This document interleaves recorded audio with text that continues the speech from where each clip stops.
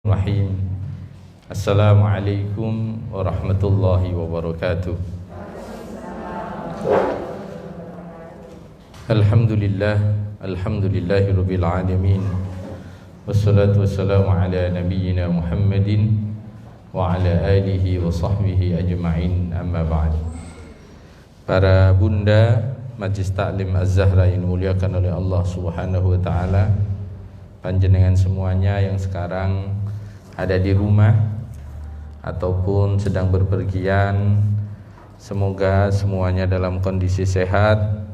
Dan kajian pada pagi hari ini insyaallah kita akan mengawali dengan membaca atau melanjutkan dari minggu kemarin surah Al-Maidah Al-Juz'us Sadis atau juz yang ke-6 ayat yang ke-10 hingga kita insyaallah akan membaca hingga ayat 17.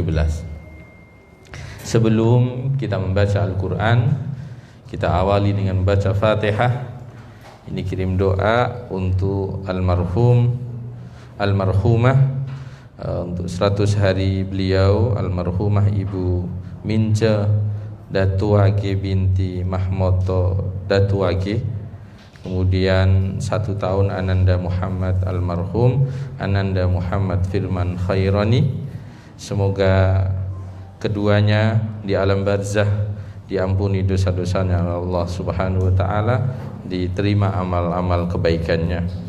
Kemudian yang kedua, kita doakan untuk yang sedang sakit, yaitu Ibu Hajah Malikah, Ibu Hajah Sofiyah, Bapak Haji Komaruz Zaman, dan untuk segenap pengurus Az-Zahra dan keluarga, para jamaah juga, semoga selalu dalam naungan ridha Allah Subhanahu wa taala. Yang sakit disembuhkan oleh Allah Subhanahu wa taala, yang punya masalah segera diselesaikan oleh Allah Subhanahu wa taala.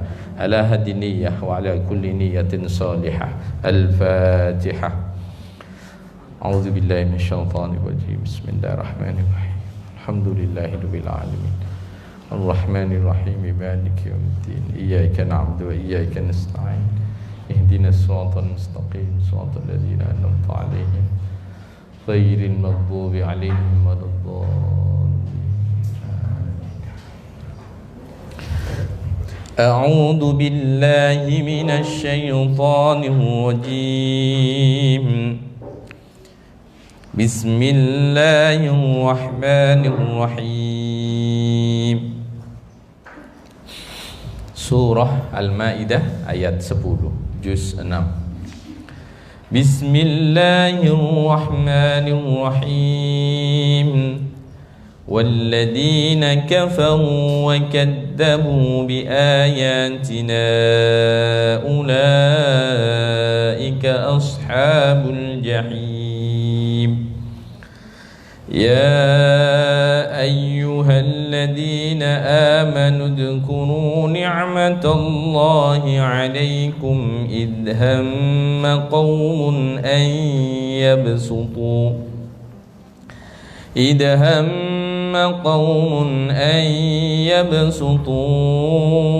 ilaykum aydiyahum fakaffa aydiyahum 'ankum wattaqullaha wa 'alallahi falyatawakkalul mu'minun. Walaqad akhadha Allahu mitsaqa bani Israila wa ba'athna minhum 12 naqiba. وقال الله إني معكم لئن أقمتم الصلاة وآتيتم الزكاة وآمنتم برسلي وعزرتموهم وأقرضتم الله قرضا حسنا لأكفرن عنكم سيئاتكم ولأدخلنكم جنات تجري من تحتها الأنهار فمن كفر بعد ذلك منكم فقد ضل سواء السبيل فبما نقضهم ميثاقهم لعناهم وجعلنا قلوبهم قاسية يحرفون الكلم عن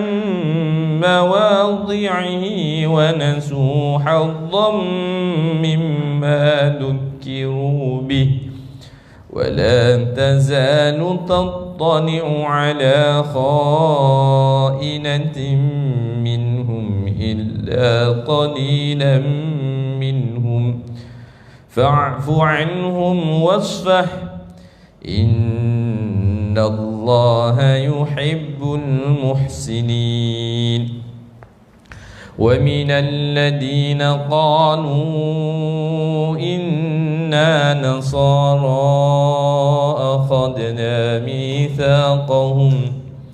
أخذنا ميثاقهم فنسوا حظا مما ذكروا به فأغرينا بينهم العداوة والبغضاء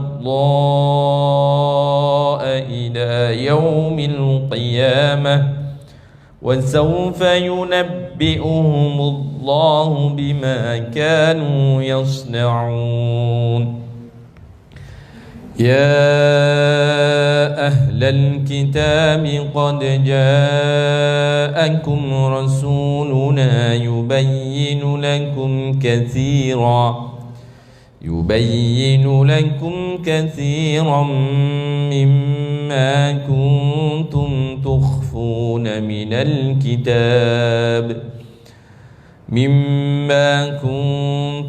تخفون من الكتاب ويعفو عن كثير قد جاءكم من الله نور وكتاب مبين يهدي به الله من اتبع رضوانه سبل السلام ويخرجهم من الظلمات إلى النور بإذنه ويهديهم إلى صراط مستقيم لقد كفر الذين قالوا إن الله هو المسيح ابن مريم قل فمن يملك من الله شيئا إن أراد أن يهلك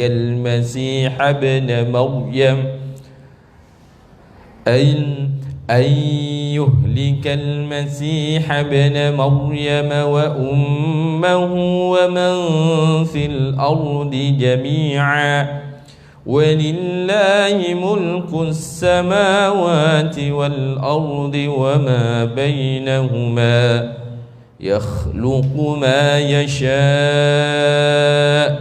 والله على كل شيء قدير صدق الله العظيم بسم الله الرحمن الرحيم الحمد لله رب العالمين والصلاة والسلام على نبينا محمد وعلى آله وصحبه أجمعين أما بعد.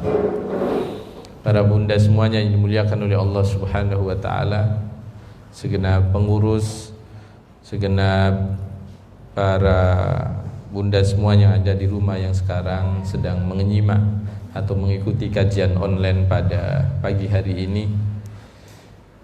Kita sudah mengupas sebenarnya kapan jauh-jauh hari kita sudah pernah mengupas tentang bagaimana keluarga sakinah mawaddah warahmah, bagaimana keluarga Qur'ani, bagaimana idealnya seorang perempuan di Al-Qur'an, bagaimana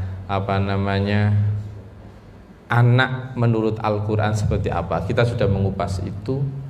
Pada pagi hari ini kita akan mengupas tema salah satu problem kadang muncul dalam rumah tangga. Saya tidak mengatakan sering, tetapi kadang muncul dan itu bisa berakibat fatal, yaitu yang namanya perpisahan.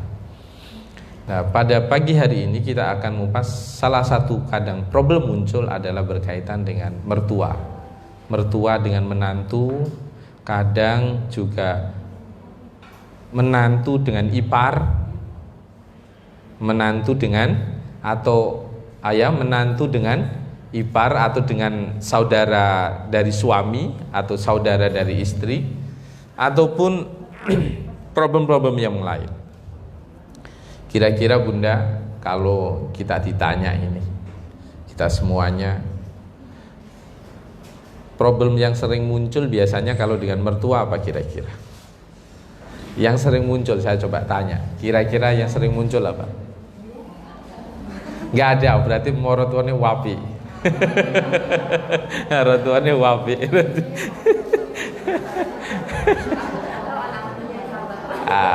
Salah asuh umpama, ya salah satunya mungkin bisa saja beda prinsip, beda cara mendidik anak, kemudian respon mertua beda, merasa mertua masih kayak memiliki anaknya seutuhnya sehingga masih diatur-atur padahal sudah punya istri gitu. Nanti insya Allah kita akan kupas itu. Tetapi sebelum kita kupas itu Bunda, saya ingin kita akan mengambil teladan dari peristiwa yang terjadi antara Rasulullah sebagai menantu, Sayyidina Abu Bakar sebagai mertua, Ummu Ruman sebagai seorang mertua perempuan atau sebagai ibu mertua, Sayyidah Aisyah sebagai seorang istri. Ini mungkin kisah ini orang jarang mendengar atau mendengar tapi tidak utuh. Pada pagi hari ini kita akan coba mengupas perihal tentang menantu, hubungan menantu dengan mertua. Tapi kita coba kupas dulu, kita ambil peristiwa yang sangat besar, mengambil hikmah dari peristiwa Rasulullah SAW, karena istri beliau yang sangat dicintai oleh beliau pernah dituduh berzina. Jangan bayangkan, ini bukan sekedar selingkuh, tetapi dituduh berzina. Peristiwa ini diabadikan di dalam Al-Quran, yaitu surah An-Nur ayat 11 sampai ayat 21, baru nanti sampai ayat 21, baru nanti ayat yang 22 itu membahas tentang mertua Kanjeng Nabi, yaitu sahabat Abu Bakar. Bisa jangan catat, surah An-Nur ayat 11 sampai ayat 22, gitu aja sudah. Jadi hampir ada 11 ayat atau 10 ayat itu mengupas tentang Sayyidah Aisyah. Kemudian yang ayat yang terakhir atau ayat yang kedua-dua itu mengupas tentang Sayyidina Abu Bakar. Ini nanti jenengan bisa membayangkan bagaimana Rasulullah itu manusia biasa. Nanti jenengan bisa membayangkan dari kisah ini, itu Rasulullah benar-benar manusia kayak seperti kita dalam kehidupan. Bukan yang kemudian kalau Rasul itu tidak punya rasa mangkel, tidak punya rasa cemburu, tidak pernah mengalami kebingungan. Tidak. Ini Kanjeng Nabi ini mengalami satu fase bagaimana beliau ini dihadapkan sebuah pilihan yang sulit untuk menentukan sebuah sikap, untuk menentukan sebuah keputusan. Peristiwa ini terkenal dengan namanya hadisul ifki. Hadisul ifki itu adalah peristiwa berita bohong atau hoax. Jadi ini sudah pernah terjadi dan menghinggap di keluarga Rasulullah. Berita hoax atau hadisul ifki, peristiwa kebohongan atau cerita bohong. Peristiwa ini terjadi tepat tahun 6 Hijriah Bunda. Tahun 6 Hijriah. Bagaimana kita tahu usahanya orang-orang musyrikin, usahanya orang-orang munafik Islam, tapi dia Islam itu hanya mengucapkan, hatinya sebenarnya tidak percaya. Di dalamnya ada seorang yang namanya Abdullah bin Ubay bin Salul. Rasulullah 6 Hijriah ini beliau melakukan peperangan. Di satu momen melakukan peperangan, biasa rutinitas Rasulullah itu kalau perang, beliau berangkat itu ngundi istrinya siapa yang ikut. Hanya kalau ada seorang laki-laki punya pasangan lebih dari satu, maka kalau pergi-pergi itu mestinya diundi. Iya, diundi. Nanti kalau tidak diundi, yang terjadi kalau sing enak-enak sing dijak sing pertama, sing gak patah enak sing kedua, begitu. Maka Rasulullah kalau berperang itu mengundi siapa istri yang ikut bersama Rasulullah. Kebetulan yang dapat undian itu adalah Sayyidah Aisyah radhiyallahu taala anha. Beliau melakukan peperangan Rasulullah, saya tidak cerita perangnya ini. Setelah proses perang selesai, Rasulullah melakukan perjalanan berserta rombongan pulang ke Madinah. Di saat pulang ke Madinah ini, Sayyidah Aisyah di tengah perjalanan mau buang hajat. Malam-malam tentunya, karena ini daerah seperti dulu bisa dengan bayangkan orang qadil hajat bisanya ya malam. Kalau ingin aman, tenang. Karena tidak ada istilahnya dulu semacam kayak kamar mandi gitu, tidak ada kan. Tempat jauh dari keramaian dan malam. Sayyidah Aisyah turun pamit sama yang, karena dulu kendaraan itu apalagi Sayyidah Aisyah istri seorang pemimpin pasti naik onta, di atasnya onta ada sekedup itu, lah itu untuk tempat untuk beliau di dalamnya. Turun untuk qadil hajat, untuk buang hajat, selesai beliau kembali. Tiba-tiba dipegang ini bagian leher, kalungnya hilang. Kalungnya hilang, Sayyidah Aisyah kembali lagi dicari tanpa ngomong ke yang nuntun onta ini. Langsung pergi gitu aja, pikirnya kan sudah tahu tempatnya kan, paling sebentar ambil kalung. Ternyata kalungnya dicari ketemu, sampai situ rombongan sudah tidak ada. Rombongan sudah tidak ada sama sekali.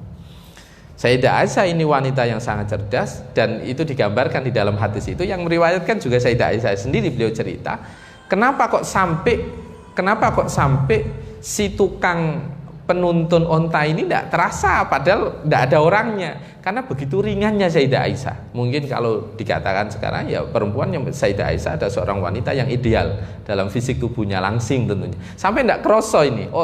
Yang nunggang onto ini, sing nuntun onta ini tidak tahu kalau di dalam tidak ada Sayyidah Aisyah, berarti kan tidak berat. Maka kemudian Sayyidah Aisyah seorang wanita yang cerdas, ya sudah, saya tak nunggu di sini. Nanti kan pastinya kalau tahu saya tidak ada kan saya didatangi, dijemput. Ditunggu sampai Sayyidah Aisyah ketiduran. Lama, ternyata tidak dijemput. Nah, saat masih tertidur itu ternyata dalam konsep perang itu ada pasukan atau ada tentara yang bagian penyapu, pembersih terakhir. Lah, pasukan penyapu ini biasanya dia tidak satu rombongan, dia terakhir untuk ya mungkin ada yang ketinggalan, ada apa, pasukan penyapu. Nah, kebetulan ini tentara yang muncul itu ketika Sayyidah Aisyah tertidur adalah sahabat yang namanya Sofwan bin Mu'attal. Sofwan bin Mu'attal. Beliau hanya bisa mengucapkan, dilihat, inna lillahi wa inna ilaihi raji'un. Nah, Sayyidah Aisyah terbangun.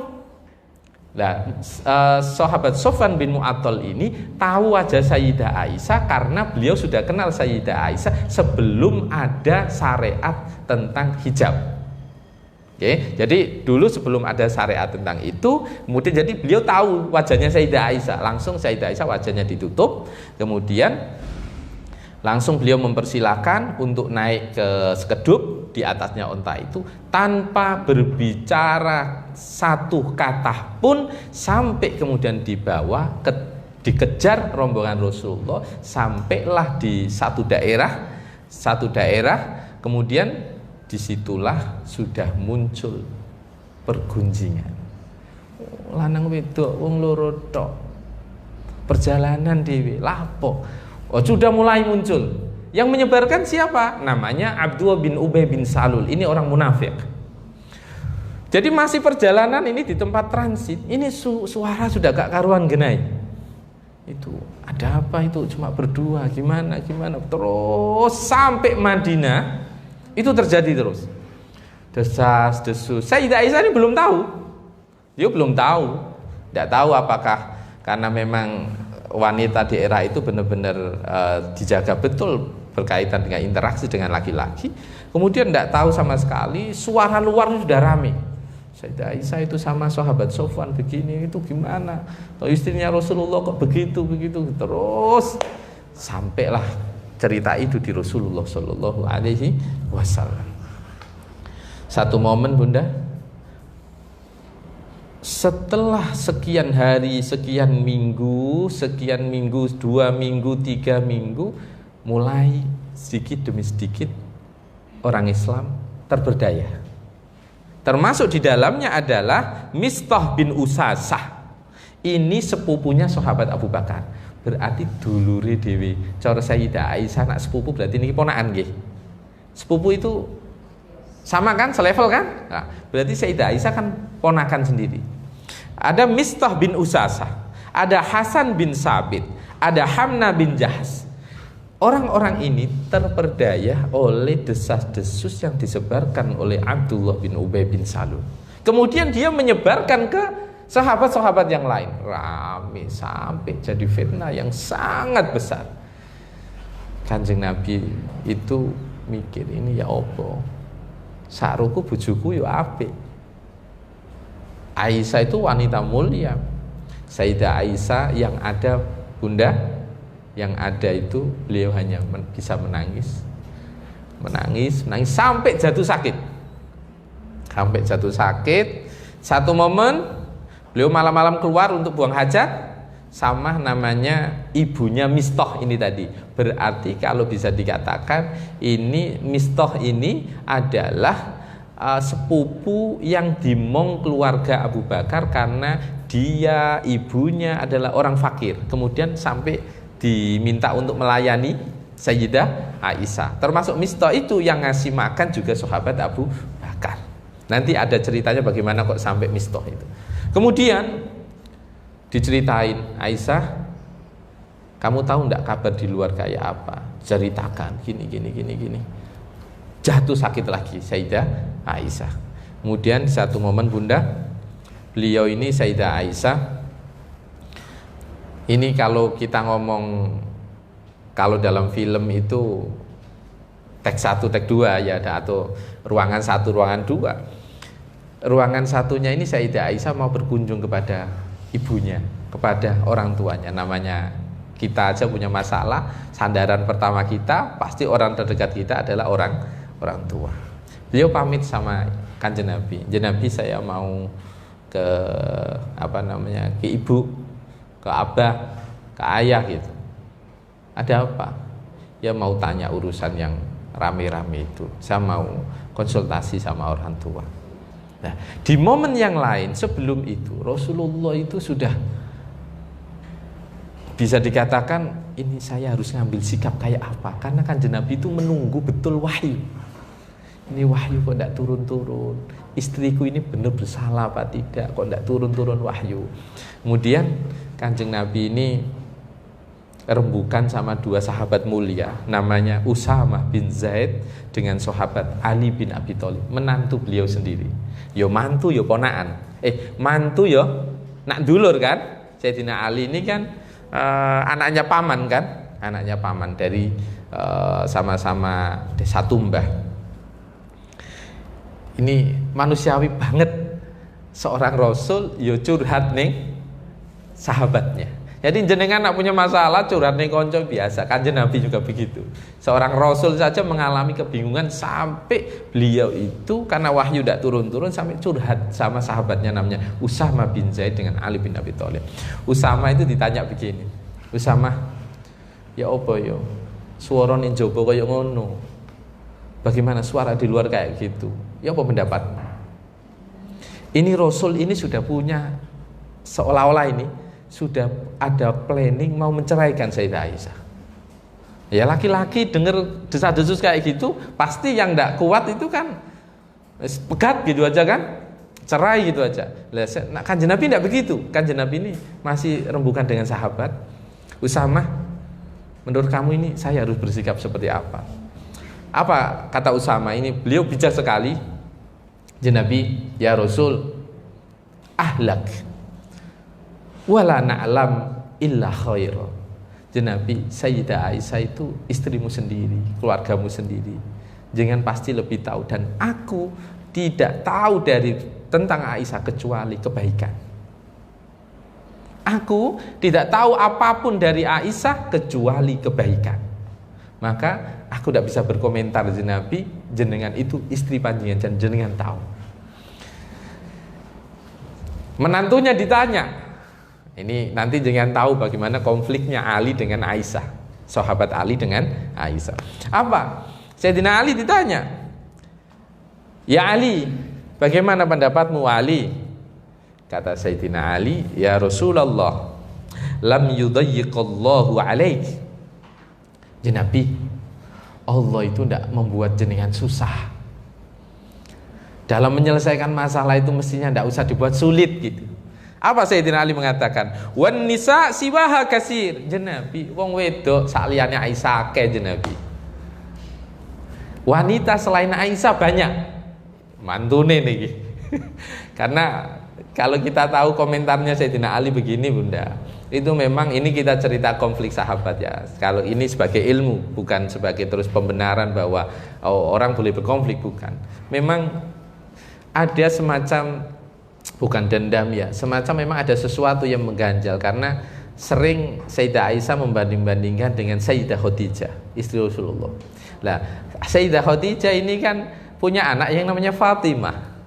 Oke? Fatimah ini istrinya Sayyidina Ali. Pasti konfliknya mertua, iki mertua sambung kan istilahnya, dengan istrinya kan tahu dia sebagai seorang suami. Maka sampai komentarnya ini kan menurut logika orang umum, ini kan komentar pedas kan. Lho wong wedok mboten setunggal mawon kok. Sanese wonten kok digawe ngelu-ngelu Nabi. Kasarane kan bahasa kasarnya begitu kan. Apa kemudian sampai beliau memberi saran Sayyidina Ali, wasalillah al-jariyah. Nabi, wasalil jariyah atau wasalil jariyah. Dengan tangklet kali budake Sayyidah Aisyah, sing ngiwangi Sayyidah Aisyah. Dia tangklet. Engko ora bener. Ternyata komentarnya pembantunya Sayyidah Aisyah komentar yang sangat bagus, tidak membenarkan apa yang diucapkan Sayyidina Ali. Makanya dalam sejarah Islam kita mengalami fase kelam Bunda, yaitu perang antara Sayyidah Aisyah, pasukannya Sayyidah Aisyah dengan pasukannya Sayyidina Ali, yang kemudian itu terkenal dengan perang Jamal. Ini mantu karo marotua pernah tukaran gitu. Ya niku. Lah ini komentarnya Sayyidina Ali ketika ditanya sama Kanjeng Nabi, Ali, aku menghadapi problem ini tuh gimana? Apa jawabannya beliau? Lam yudayyiqallahu alaik wan nisa siwaha kasir. Yang istri niku kathah kok. Selesai Bunda, setelah berembuk dengan dua sahabatnya yang mulia itu, Rasulullah Shallallahu Alaihi Wasallam naik mimbar. Ini para sahabat sama kumpul karena desas-desus luar biasa. Kanjeng Nabi tidak pingin ini semakin liar, nggak pingin semakin liar, kemudian dikumpulkan. Intinya ini kalau memang berita ini bohong yang disebarkan oleh Abdullah bin Ubay bin Salul, aku harus berbuat apa kepada orang ini? Kalau memang bohong, karena setauku istriku adalah orang baik. Kemudian langsung ada seorang sahabat yang namanya Sa'ad bin Mu'ad. Beliau berdiri, Jeng Nabi, kalau memang itu dari suku Aus, maka aku akan memenggal kepalanya. Tapi kalau memang itu dari suku Khazraj, kalau kita ngomong sahabat Ansor itu kan dua suku besarnya adalah Aus sama Khazraj. Kalau memang itu dari suku Khazraj, maka perintahkan aku, maka aku akan memenggalnya. Langsung sing suku Khazraj gak terima. Gak terima karena ini juga loh, kamu kan menuduh suku. Di Arab masih kuat betul bagaimana sampai sekarang Bunda. Kayak ini yang memerintah di Saudi, Alu Saud dan suku Saud. Di negara-negara Timur Tengah masih kesukuan kuat sekali. Maka kemudian setelah mendengarkan itu sampai cekcok rame, sudah disuruh diam sama Kanjeng Nabi, tidak ada solusi. Itu bergelinding terus sampai 1 bulan. Sayyidah Aisyah sebagai seorang wanita yang bisa dilakukan hanya menangis, menangis, dan menangis. Nah, difitnah kayak gitu. Maka kemudian karena tidak ada saksi, cuma berdua problemnya. Coba ono wong sitok sing ngancani sahabat Sufyan, beda cerita. Itu pun mungkin kalau satu tidak bisa dipakai pembenaran. Maka kemudian terjadilah satu momen Sayyidah Aisyah tadi pamit ke orang tuanya Sayyidina Abu Bakar. Ke sana tanya sama ibunya, bapaknya, gimana suara di luar gini-gini cerita. Gak lama Bunda, Kanjeng Nabi datang. Kanjeng Nabi itu tanyanya Kanjeng Nabi itu apa ya? Dengan bahasa begini, mungkin kalau jenengan sebagai seorang wanita mungkin sakit. Sayyidah Aisyah itu sakit. Begini, Aisyah, Kanjeng Nabi mengucapkan syahadat dulu, kemudian amma ba'du, beliau menyampaikan kurang lebih begini terjemahnya. Aisyah, kalau memang kamu tidak bersalah, mestinya Allah akan membebaskan kamu. Tetapi kalau kamu bersalah Aisyah, segera bertaubat.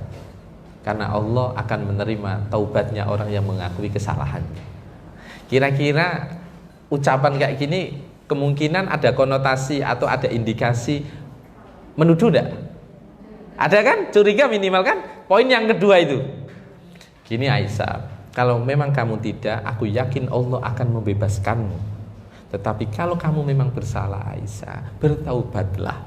Ini kan berarti kan Aisyah malah mangkel ya. Sebagai seorang istri, lu sampean yuk percaya mas, kan begitu bahasanya. Sampean juga percaya. Kemudian komentarnya Sayyidah Aisyah cuma begini. Tengok sama bapaknya. Wahai bapak, beliau cuma mengatakan begini nih. Sayyidah Aisyah. Beliau ngomong sama Pak, jawaban po. Aku gak bisa jawab. Pertanyaan Kanjeng Nabi itu kan begitu sulit kan? Kalau kamu memang tidak salah, Allah akan membebaskanmu. Tapi kalau kamu memang salah, bertaubatlah kepada Allah. Jadi Sayyidah Aisyah komentarnya cuma ngene tok. Pak, jawaban. Ini kan arek wedok wis gak iso ngomong apa-apa ta, Bu. Ndak bisa bicara apa-apa, hanya mengucapkan Pak, jawaban pertanyaan Kanjeng Nabi. Apa jawabannya sahabat Abu Bakar? Wallahi. Ini nanti menjadi titik poin bagaimana mertua bersikap. Wallahi ma adri ma aqulu li Rasulillahi sallallahu alaihi wasallam. Aisyah, demi Allah, aku tidak tahu apa yang harus aku ucapkan kepada Rasulullah. Bapake peh wong tuwa gak tiba-tiba langsung bela anake. Beliau dengan bijaknya, karena ini juga sama-sama ndak tahu, beliau mengatakan wallahi ma adri ma aqulu li Rasulillahi sallallahu alaihi wasallam. Oke, selesai. Aku gak bisa ngomong apa-apa. Sayyidah Aisyah ganti bersandar ke ibunya. Bu, jawaban. Apa jawaban dari ibunya? Sama dengan bapaknya. Wallahi ma adri ma aqulu li Rasulillah. Sayyidah Aisyah jenenge wong itu aku gak dibelo. Karo bojone gak dibelo. Karo bapake gak dibelo, kalau ibune gak dibelo. Memang komentar Aisyah, Sayyidah Aisyah cuma begini. Saya ini bisa bayangin ini, ya opo nangise gitu. Beliau cuma mengucapkan begini. Aku umpamane ngomong menindak loh, paling kalian tidak ada yang percaya. Kelihatannya ucapan yang paling tepat untukku, untuk peristiwaku adalah satu ayat, yaitu peristiwanya Nabi Yakub alaihissalam. Beliau cuma bisa mengucapkan fasabrun jamil wallahul musta'anu ala ma tasifun.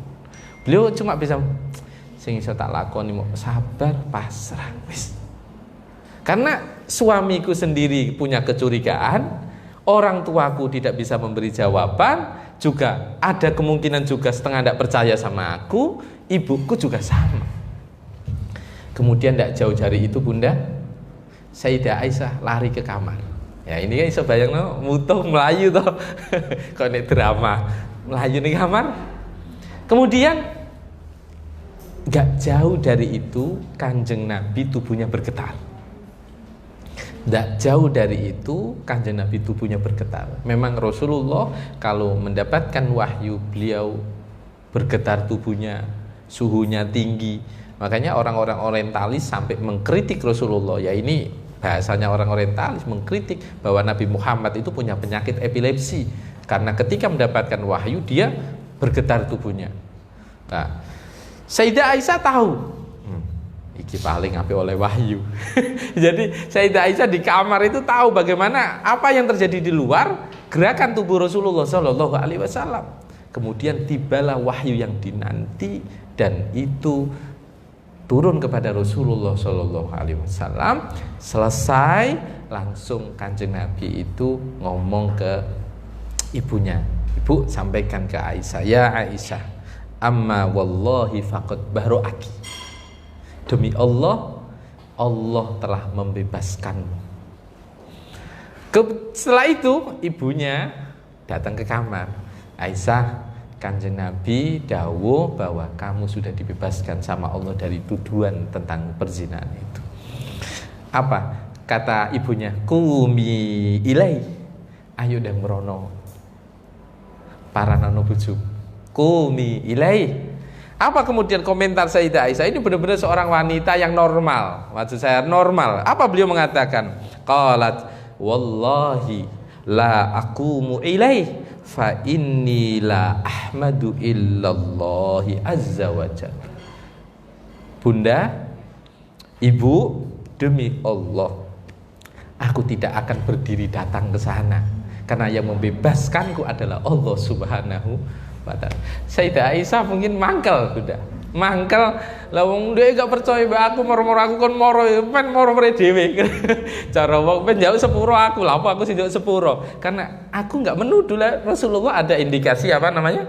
Ada indikasi menuduh Sayyidah Aisyah gitu loh. Apa ucapan Sayyidah Aisyah? Menarik sekali. Begitu normalnya beliau-beliau mungkin mangkel nggih, mangkel. Lah lapo aku merono, aku sing dituduh, lah sing bebasno lho Gusti Allah gitu. Ya Allah. Wallahi ma aqumu ilaih fa inni la ahmadu illallah. Aku harus memuji kepada Allah. Ngapain aku berterima kasih kepada Nabi Muhammad? Lah wong yang membebaskan aku adalah Allah Subhanahu wa taala. Maka setelah peristiwa itu, Bunda, itu tercatat di dalam surah An-Nur ayat 11 sampai ayat 22.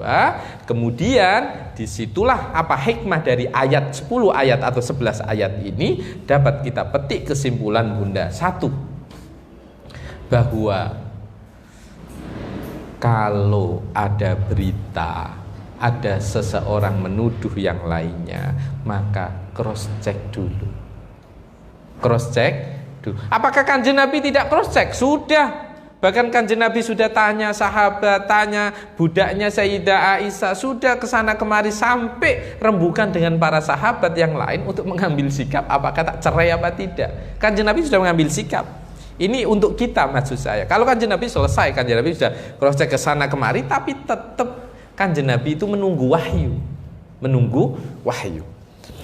Maka kalau untuk kita, ya ayyuhalladzina amanu in ja'akum fasikum binaba'in fatabayyanu an tusibu qauman bijahalatin fatusbihu ala ma fa'altum nadimin. Ini di dalam surah Al-Hujurat ayat 6. Kalau ada berita apapun jangan moro-moro ngamuk ning bojo. Aku dikandani langsung ngamuk. Padahal aku dikandani. Lah wong aku mau cowean tapi ngene, kan durung mesti. Siapa tahu itu tujuan lah lain. Maka dikonfirmasi, di cross check. Jangan sampai kita kemudian termakan berita hoax. Itu poin pertama. Nah, sekarang begini. Ini ngomong kasus mertua, kasus anak, kasus menantu, kasus sepupu. Yang tadi mistoh itu tadi. Banyak yang terlibat di dalamnya. Maka kemudian apa yang dapat kita petik, Bunda? Satu, coba sikapnya mertua. Jangan lihat sahabat Abu Bakar sebagai mertua Rasulullah. Beliau tidak memakan mentah-mentah ketika anaknya sambat, berkeluh kesah kepada dirinya. Beliau kemudian tidak membela dengan buta bahwa anakku sih benar. Yang terjadi, Kalau anak sama menantu bertengkar kemudian anak mengadu, orang tua rata-rata membenarkan. Walaupun belum cross check ke menantu. Ini sahabat Abu Bakar, begitu luar biasa beliau sampai beliau mengatakan, la adri ma aqulu li Rasulillah, aku tidak tahu apa yang harus aku ucapkan kepada menantuku yaitu Rasulullah sallallahu alaihi wasallam. Nah, ini yang dapat kita petik Bunda. Jadi mertua kita umpama ditakdirkan sudah nanti jadi mertua panjenengan. Nah, aku waduh aku. Anak saya masih 10 tahun. Masih jauh sekali. Tapi menantu santri, nikah santri sudah. Ya, jadi jangan sampai kemudian menerima sesuatu mentah-mentah tanpa dengan kebijaksanaan. Itu yang dilakukan oleh sahabat Abu Bakar. Beliau jeli betul. Kemudian bagaimana sikap Sayyidah Aisyah sebagai seorang istri? Punya masalah kayak gitu, Bunda, gak titik-titik melayu. Sayyidah Aisyah 1 bulan bertahan di rumah, padahal ini mohon maaf, beliau itu sakit sampai tidak kayak biasanya sikapnya Rasulullah. Rasulullah sampai Sayyidah Aisyah itu komentar begini, aku tak ngenese yo, cara basa kene ya, aku tak ngenese, aku loro biasanya ditiliki Kanjeng Nabi yo, ora ketan dipejeti, saiki mau ditakoki piye loromu wis waras, ngono tok. Itu karena lagi konflik 1 bulan hampir. Dan Sayyidah Aisyah bukan tipe orang yang kemudian lemah, dikit-dikit lari ke orang tuanya. Mulane nek ana masalah aja titik-titik mlayune wong tuwa, tambah ruwet. Mulane komentarnya Sayyidina Abu Bakar itu pas banget, aku ndak ero nduk. Begitu kan? Aku ndak ero apa sing tak sampeino. Itu berarti bijaksananya beliau ndak tahu masalah dan ndak tahu apa solusinya. Maka kalau punya masalah jangan titik-titik laporane wong tuwa. Juga ojo titik-titik cerita ning kanca. Nak wis mentok betul cerita ke orang itu untuk mencari solusi. Jangan kemudian malah hanya dia sifatnya punya kawan, sifatnya support, tapi support yang tidak memberi solusi. Mungkin hanya menguatkan. Kalau mau nyari orang untuk diajak diskusi, cari yang bisa support plus bisa memberi solusi. Cari putih apa? Solutif ya, solutif. Sing solutif gitu ya. Sing solutif. Ora solatif gitu ya. Kemudian itu Sayyidah Aisyah sebagai seorang istri, ketika ada masalah tidak tiba-tiba lari ke orang tuanya, tiba-tiba terus curhat ke sana kemari, tidak. Sebagai seorang mertua, beliau tidak mau komen kalau beliau tidak paham, yaitu sahabat Abu Bakar. Sama seorang ibu Ummu Ruman juga sama. Beliau bersikapnya juga sama. Coba sekarang kita kembali. Sebagai seorang suami Kanjeng Nabi apa sikapnya? Punya masalah. Beliau tahu istrinya kayak gitu, di fitnah kayak gitu. Beliau tidak tiba-tiba kemudian naik pitam mengusir istri beliau. Wis sampean mulai ning ibuke sampean. Padahal belum jelas. Kanjeng Nabi mampu mempertahankan sikapnya itu untuk tidak kemudian mengusir Sayyidah Aisyah, bahkan tidak sampai beliau menceraikan Sayyidah Aisyah. Bijaksana beliau luar biasa. Poin yang kedua Bunda, apa yang dilakukan oleh Rasulullah yang dapat kita contoh? Beliau tidak serta-merta langsung ambil keputusan. Beliau musyawarah dengan sahabat yang namanya Usama bin Zaid. Beliau bercerita atau bermusyawarah dengan sahabat Ali bin Abi Thalib. Tidak serta-merta. Beliau tidak hanya bermusyawarah dengan orang yang pro sama Kanjeng Nabi atau yang pro dengan Sayyidah Aisyah, tapi beliau juga bermusyawarah dengan orang yang secara zahir itu kontra dengan Sayyidah Aisyah. Omongannya gak nyeklit tak apa iki? Gak ngelorokno ati mboten. Mosok ditakoki jawabane wong wedok kata Kanjeng Nabi. Jadi napa niki seorang wanita itu banyak. Siwa Aisyah, selain Sayyidah Aisyah itu banyak. Kemudian dari ayat ini Bunda, selain kita belajar bagaimana Rasulullah bersikap menghadapi sebuah cobaan yang sangat besar, itu bagaimana sahabat Abu Bakar bersikap sebagai seorang mertua, bagaimana Sayyidah Aisyah bersikap sebagai seorang istri, bagaimana Ummu Ruman bersikap sebagai seorang ibu. Sampai Ummu Ruman ketika ditanya sama ibu anaknya itu Sayyidah Aisyah, Bu, Bu, ya apa Bu, suara kok kada wa kada di sana suaranya kayak gitu. Komentarnya ibunya itu menguatkan. Nduk, jenenge apa iki madune Kanjeng Nabi ku yo akeh. Ya umpamane dung komen ngono wis dikuati wae. Kan istilah Kanjeng Nabi mboten setunggal. Ketika ada konflik begitu kan bisa saja ada yang tepuk tangan. Bisa terjadi kan? Ya namanya mana aja pasti ada persaingan, tidak mungkin orang nikah 1, 2, 3, bukan 1 ya, 1 udah ada masalah, 3, 4 rukun, iya rukun, tapi persaingan tetap ada. Loh, di Kanjeng Nabi garwane Kanjeng Nabi piyambak niku wonten kok cemburu apa, sampai Sayyidah Aisyah itu pernah satu momen beliau karena saking cintai Kanjeng Nabi turu tidur, Kanjeng Nabi keluar tanpa pamit, ternyata dicari sampai Sayyidah Aisyah banget khawatire, omahe garwane Kanjeng Nabi sitok-sitok itu diparani.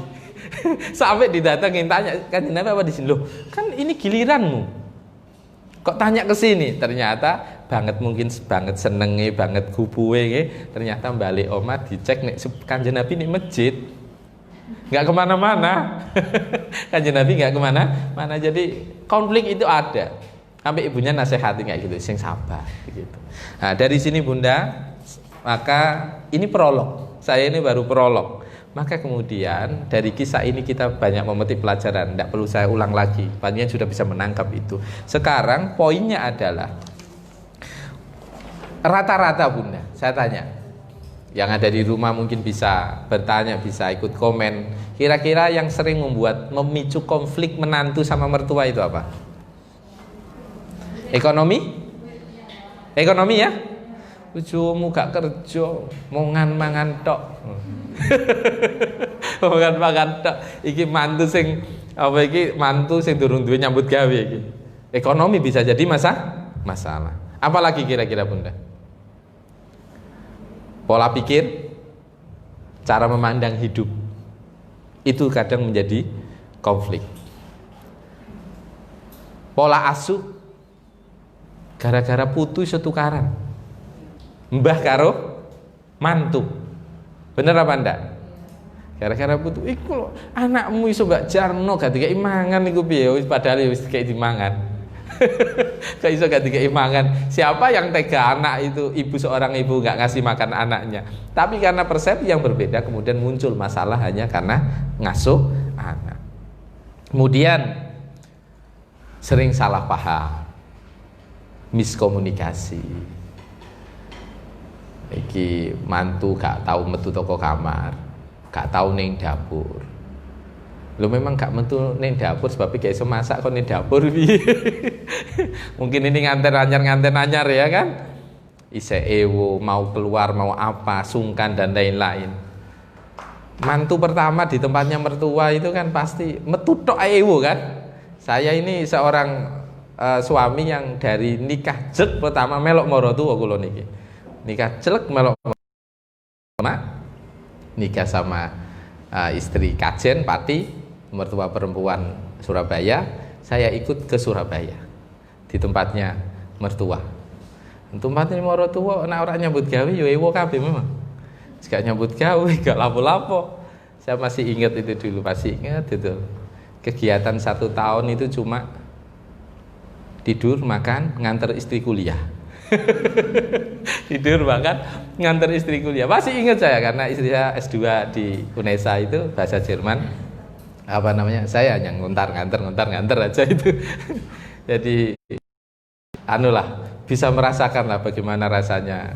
Ya bukan berarti kemudian, tapi kan beban secara psikis pribadi kita kan pasti itu. Mungkin seorang perempuan juga sama.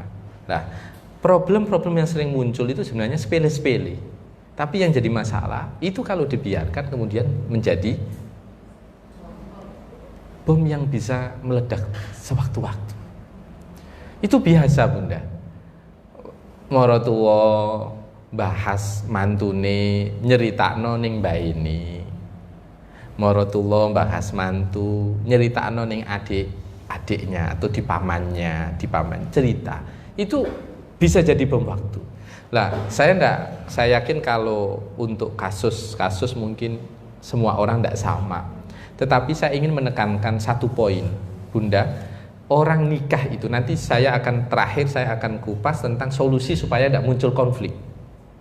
Tapi coba saya kasih gambaran global. Orang nikah itu kan, kita ini kalau nikah disunahkan sama Rasulullah untuk mendoakan barakallahu lak wa baraka alaika wa jama'a bainakuma fi khair. Dan bahkan para ulama memakruhkan kalau kemudian orang mengucapkan selamat begini, muga-muga anaknya akeh ya gitu. Itu makruh katanya. Sebagian ulama katakan donga ya sini barakallahu lak wa baraka alaika wa jama'a bainakuma fi khair. Selamat menempuh hidup baru ya. Itu sebagian ulama mengatakan makruh, Bunda. Yang pas itu ya moga-moga berkah. Berkah nikahi, berkah akad, berkah uripe begitu. Lah, kalau kita tahu betul arti ini, Bunda, barakallahu lak. Semoga Allah memberkatimu ketika dalam kondisi senang. Wa baraka alaika, bedanya laka sama alaika itu artinya sudah beda jauh, Bunda. Dan semoga Allah memberkatimu ketika dalam kondisi sulit. Dari awal orang harus paham bahwa pernikahan itu ono madu, ono racun. Pernikahan itu ada enak, ada tidak enak, ada susah, ada senang. Dari awal harus paham itu. Kalau nikah senang tok mustahil. Gak enak sih. Nikah itu mesti ono tukarane, ono nangise, ono melayune, macam-macam. Namanya. Saya tanya satu-satu di sini pasti punya konflik. Semua. Cuma tinggal besar apa kecil, selesai apa tidak. Itu yang membedakan. Seninya kan di situ. Kemudian dilanjutkan dalam doa Rasulullah yang dicontohkan untuk kita, wa jama'a bainakuma fi khair, dan kumpulkan mereka berdua ya Allah dalam kebaikan. Orang kalau lihat doa ini mestinya paham dalam mensikapi semua problem hidup, semua problem rumah tangga, termasuk problem dengan mertua. Semoga Allah memberkatimu ketika dalam kondisi senang. Semoga Allah memberkatimu ketika kamu dalam kondisi susah, dan Allah mengumpulkan kalian berdua dalam kebaikan.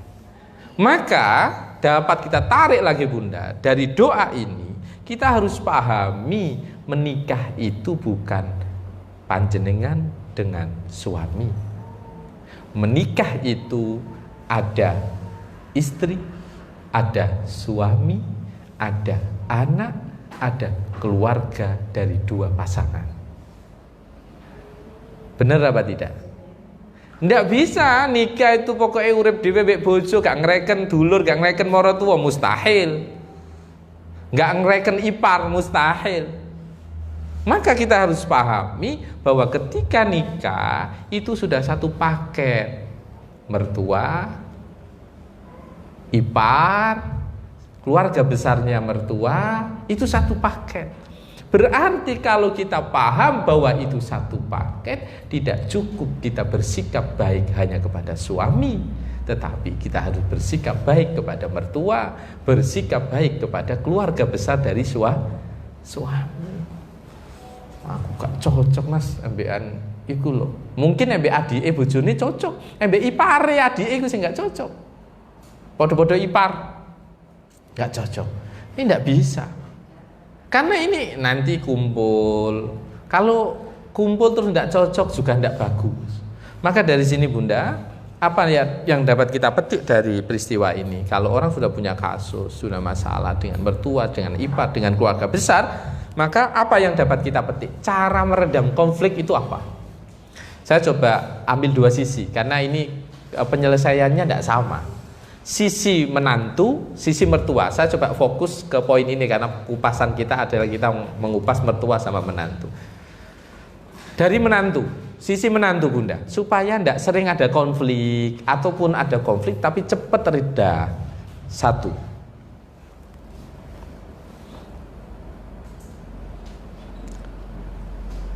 saling, saya mengatakan saling karena ini supaya ada timbal balik. Saling menebarkan kasih sayang dan kebaikan. Itu poin pertama. Kalau ingin tidak ada konflik, maka sayangilah mereka. Sayangilah mertua panjenengan. Kalau ingin tidak ada konflik.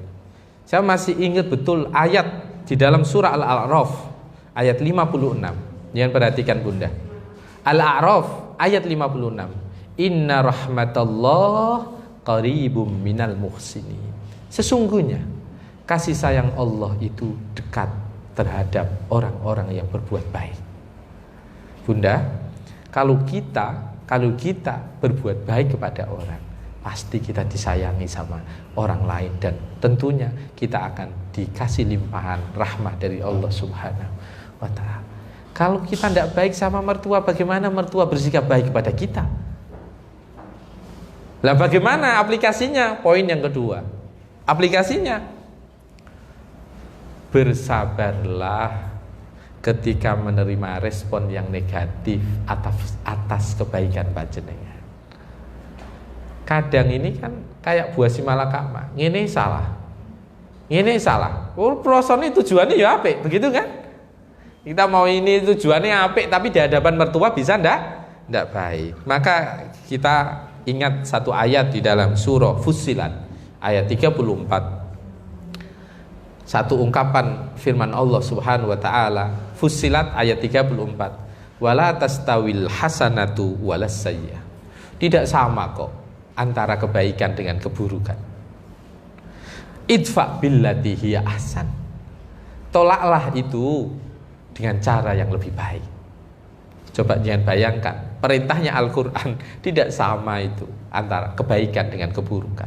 Tolaklah itu dengan hal yang lebih baik. Apa maksudnya?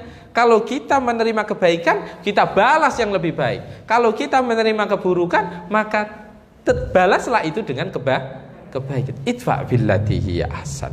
Fa idzal ladzi bainaka wa bainahu adawah ka'annahu waliyyun hamim. Walaupun seandainya kamu itu ada permusuhan di antara kalian, maka anggaplah itu teman karibmu, teman dekatmu. Maka kalau kita paham ini, berarti pokoknya nak kira-kira maratuwa kok ngomak ngamuk, meneng wae wis jarki. Biarkan, jangan direspon, nanti kalau sudah reda ya sudah. Kalau panjenengan dikit-dikit merespon terus kemudian cerita ke suami jadi bertengkar, maka yang terjadi jenengan akan mengadu antara anak dengan orang tua. Dan ini kan tidak boleh. Kita tidak boleh sampean milih Dimas, aku apa ibu sampean. Tidak bisa. Lah ya apa? Ini istriku yang kucinta, tapi itu adalah ibu yang melahirkanku. Kan tidak bisa. Ya kok kon milih ku piye? Sing lanang ya wis tak golek wong itu liya. Begitu kan bisa begitu nanti. Maka jangan sampai itu terucap dari seorang istri gitu. Ya kayak kabarnya Sayyidina Ali tadi. Perempuan banyak je Nabi, tidak hanya Sayyidah Aisyah. Oke, yang ketiga Bunda, untuk meminimalisir konflik itu adalah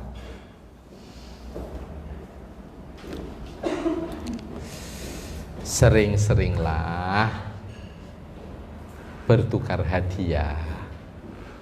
Sering-seringlah kasih sesuatu. Sering-seringlah kasih sesuatu.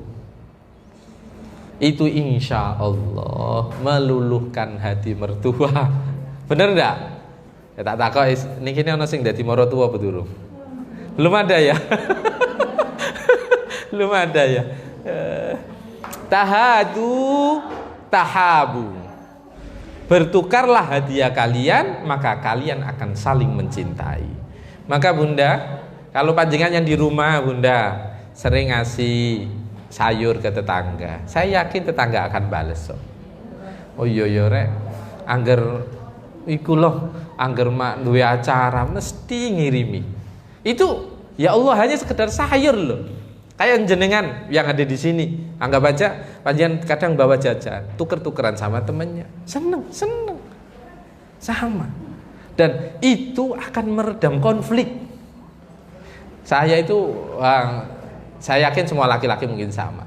Saya itu kalau pergi kemana, beli untuk istri saya, untuk anak saya, walaupun saya tidak tinggal satu rumah dengan mertua, tapi deket kan di Ampel, saya di Kapasan situ yang pernah datang ke rumah, jadi kan tidak jauh dari Ampel. Itu ya mama beli lewat gitu aja, kayak habis ngaji dari Magersari mama, Magersari pas subuh hari Ahad itu mau ke tol itu Bunda, itu ada orang jual nasi kerawu kepen krentek tuku, ya nggak mikir hanya istri, walaupun nggak satu rumah, iling ngoro tuwa seneng. Iso nombah seneng sego kerawu. Begitu. Padahal kerawu itu kan paling larang paling 15.000 kan? Paling mahal kan? Sudah nggak ada mosok ono kerawu 20.000 toh. Nggak ono toh. Kerawu anggap 15.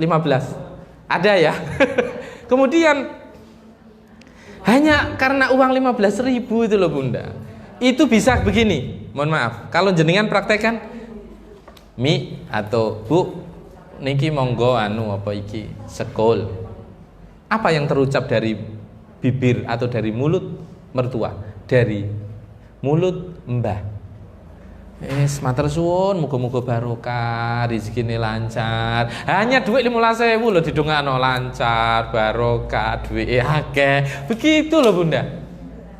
Hanya uang segitu. Kadang bahkan walaupun uang menurut saya yang saya rasakan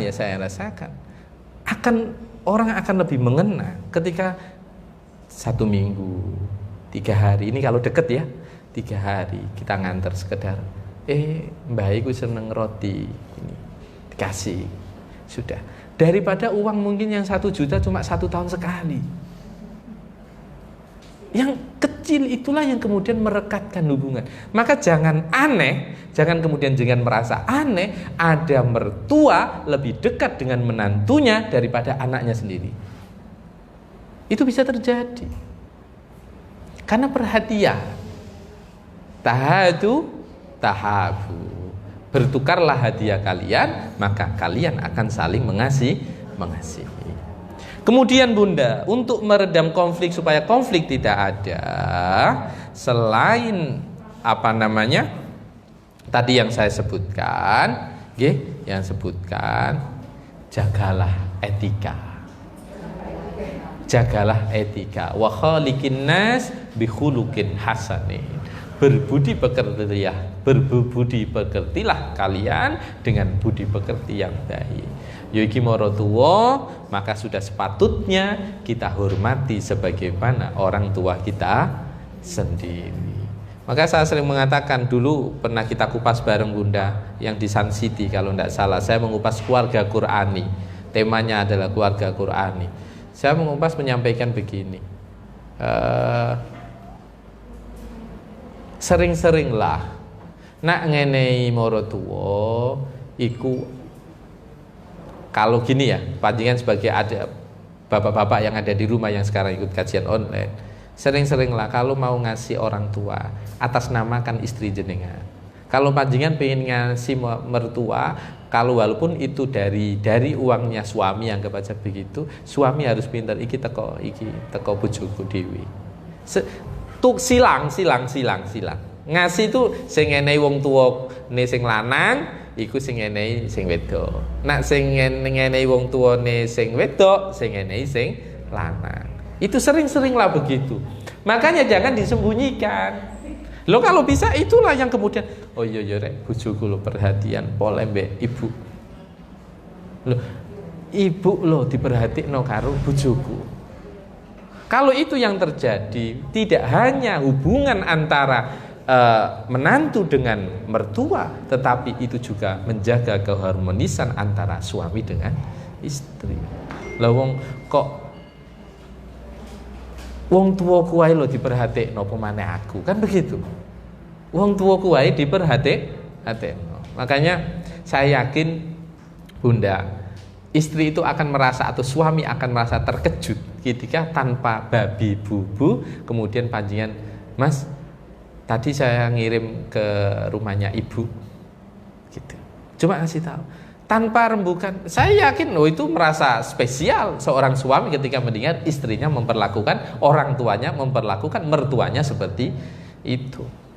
Maka kalau kita tarik sebuah kesimpulan Bunda, orang kalau ingin hubungan dengan mertua baik, ya, mertua dengan baik, maka berbuat baiklah sebagaimana kita berbuat baik kepada orang tua kita sendiri. Kalau ketemu jeleknya, jangan dikomentari, kok kira-kira wis gak kuat meneng wae jarke.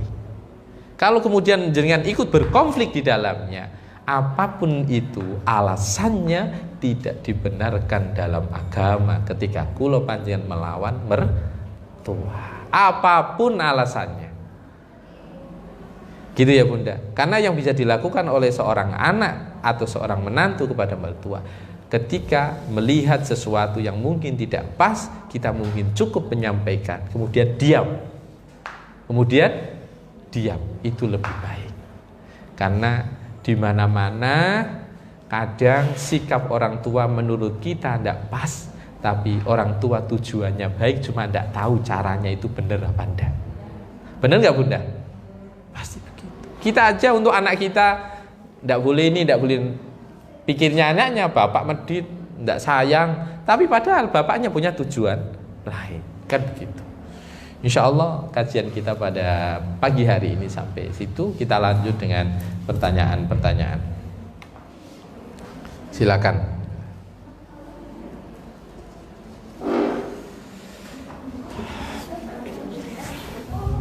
Ini enak ini tadi. Enggak sampai jam 10.40 sudah selesai gitu. Ada Bunda? Ada enggak? Yang ada? Oke. Oh ada. Diucapkan aja sudah, enggak usah dicatat. Kalau tidak punya mertua gimana ya? Terus lanjutkan, mungkin ada pertanyaan lagi. Kalau tidak punya mertua,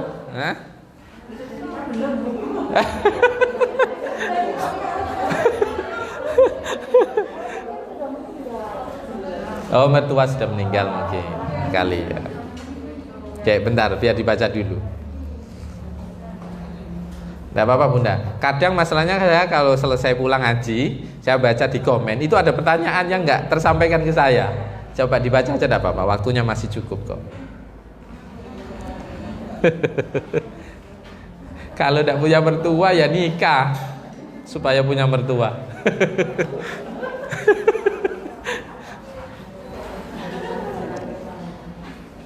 Ifra, sini. Oh ya, hanya itu ya. Sudah, saya tanggapi ya. Kalau seandainya Bunda silakan yang mau bertanya. Ya.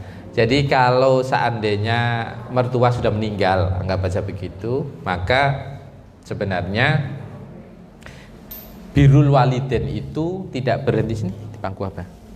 Birrul walidain itu tidak berhenti ketika orang tua masih hidup atau mertua masih hidup. Ini insya Allah kalau tidak salah saya sudah pernah menyampaikan apa belum ya. Ada banyak hal cara untuk tetap birrul walidain, baik itu ke mertua atau orang tua. Salah satunya apa? Menyambung tali silaturahmi kawan-kawan beliau. Jadi oh iki nombeng bapak cedek ambek iki, maratuwa lo cedek api ambek iki, sambung. Itu salah satu cara berbakti kepada orang tua maupun mertua. Kemudian jangan lupa untuk mendoakannya. Itu saya yakin sudah ya. Kemudian yang bisa dilakukan lagi ketika sudah meninggal, seringlah bersedekah atas namanya. Ya, bersedekah atas namanya. Bukan berarti itu akan mengulangi pahala buat panjenengan, tidak. Panjenengan dapat pahala sendiri, orang yang meninggal yang jenengan sedekah atas nama orang tersebut juga tetap mendapatkan pahala. Insyaallah itu Bunda untuk jawaban singkat dari saya. Kemudian sebelum saya tutup, saya ingin menyampaikan satu ayat. Yang ayat ini adalah ayat pernikahan, yaitu surah Ar-Rum ayat 21. Ini panjenengan pasti hafal ini. Wa min ayatihi an khalaqalakum min anfusikum azwaja litaskunu ilaiha wa ja'ala bainakum mawaddatan wa rahmah inna fi dzalika laayatin liqaumin yatafakkarun. Salah satu kebesaran atau tanda-tanda kebesaran Allah adalah Allah menciptakan, Dia menciptakan dari diri kalian sendiri berpasang-pasang. Yang tujuannya dan pasangannya itu dari diri kalian sendiri, apa itu? Manusia. Yang tujuannya poin pertama, ini tolong digarisbawahi, litaskunu ilaiha, supaya kalian mendapatkan ketenangan di dalamnya. Orang nikah itu sunnatullahnya, Allah memerintahkan nikah itu salah satunya supaya orang mendapatkan ketenangan. Ini baik. Ketenangan itu tadi jangan harus paham di dalamnya ini tidak hanya suami, tidak hanya anak, ada mertua, ada orang tua, ada keluarga besar dari pasangan. Litaskunu ilaiha, buat nyaman di dalamnya. Kalau ingin nikah, salah satu sunnatullahnya nikah itu adalah orang menjadi tenang. Yang kedua, wa ja'ala bainakum mawaddatan wa rahmah.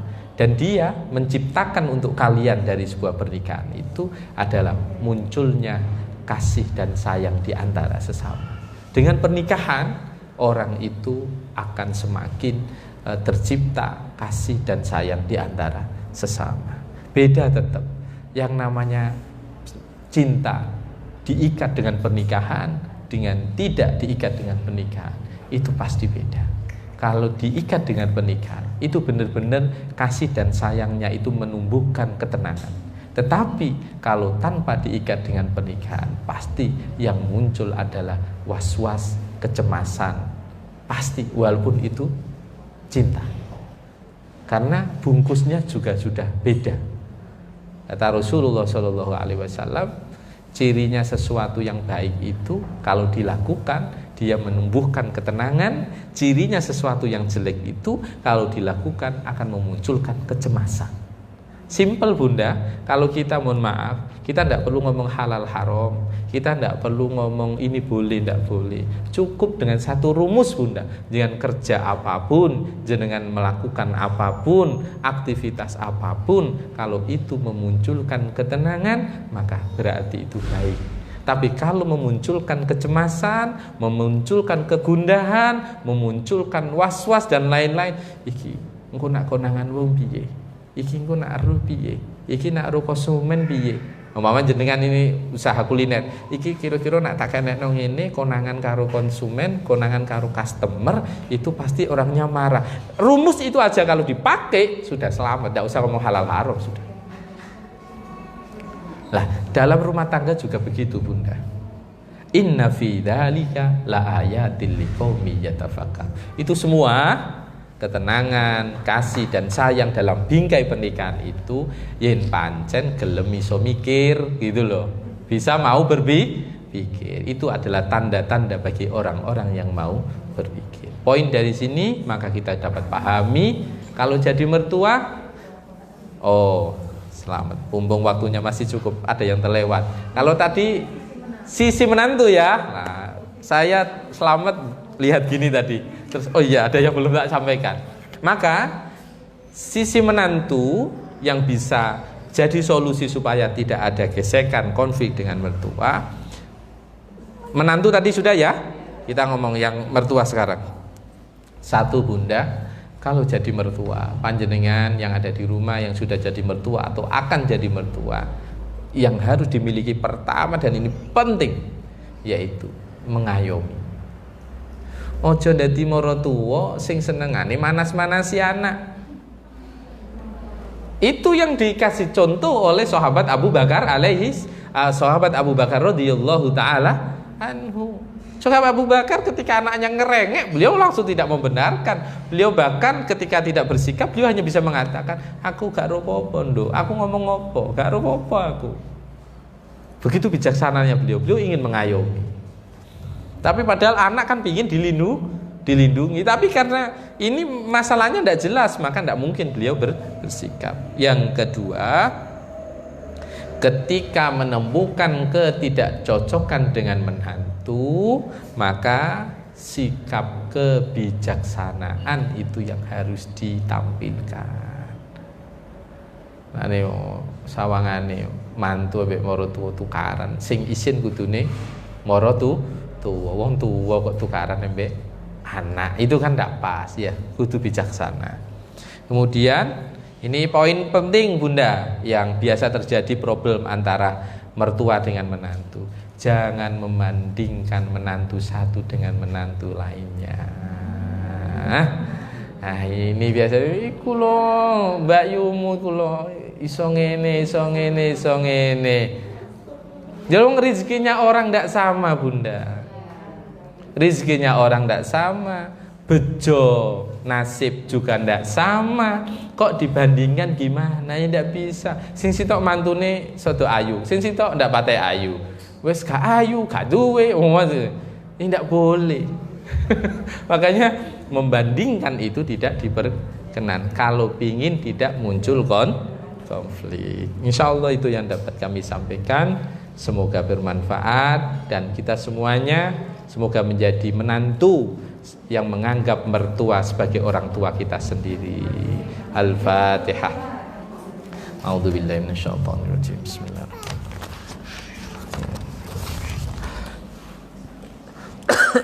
Iyyaka na'budu wa iyyaka nasta'in. Bismillahirrahmanirrahim. Alhamdulillahirabbil alamin, hamdan na'imin, hamdan syakirin, hamdan ni'amaka fi majida ya rabbana lakal hamd. Allahumma salli ala Sayyidina Muhammad wa ala ali Sayyidina Muhammad. Allahumma ighfir lana dhunubana wa liwalidayna warhamhuma kama rabbayana shighara. Allahumma ya Allah, ya Allah, ya Allah, Engkau yang maha mengampuni atas segala dosa. Ampunilah dosa-dosa kami ya Rabb, dosa kedua orang tua kami, dosa mertua kami, dosa pasangan kami, dosa anak-anak kami, dosa guru-guru kami ya Allah, orang-orang terdekat kami, keluarga kami ya Allah. Allahumma ya Allah, ya muhawwilal ahwal, hawwil ahwalana ila ahsanil ahwal. Ya Allah, dekatkan kami terhadap aktivitas yang baik. Jauhkan kami dari aktivitas yang ada madharat, aktivitas yang tidak Engkau ridhai ya Rabb. Dekatkan kami dengan sahabat-sahabat yang baik. Jauhkan kami dari sahabat yang mengajak kepada keburukan. Allahumma ya Allah, Allahumma ya Allah, anugerahkan kepada kami rizki yang barokah, rizki yang halal, rizki yang Engkau ridhai ya Rabb. Jauhkan kami dari rizki yang haram, rizki yang syubhat, rizki yang Engkau tidak ridhai ya Rabb. Allahumma ya Rabb, Allahumma ya Rabb, lindungi pasangan kami dalam melakukan aktivitas, lindungi anak-anak kami dalam melakukan aktivitas, lindungi orang-orang terdekat kami dalam menjalankan aktivitas ya Allah, dari mara bahaya, dari cobaan yang mereka tidak mampu memikulnya ya Rabb. Allahumma ya Rabb, Allahumma ya Rabb, innaka ala kulli syai'in qadir, innaka ala kulli syai'in qadir, ya qadimal ihsan, ya man ihsanu fawqa kulli ihsan, ya malikat dunya wal akhirah. Allahumma ya Allah, takdirkan kami, pasangan kami, anak keturunan kami, kedua orang tua kami, mertua kami dan saudara-saudara kami ya Allah, untuk bisa ke tanah suci kota Makkah bersama-sama, ke tanah suci kota Madinah bersama-sama, dan bisa berziarah ke Masjidil Aqsa ya Allah. Rabbana atina fid dunya hasanah wa fil akhirati hasanah wa qina adzabannar. Walhamdulillahi rabbil alamin. Al-Fatihah.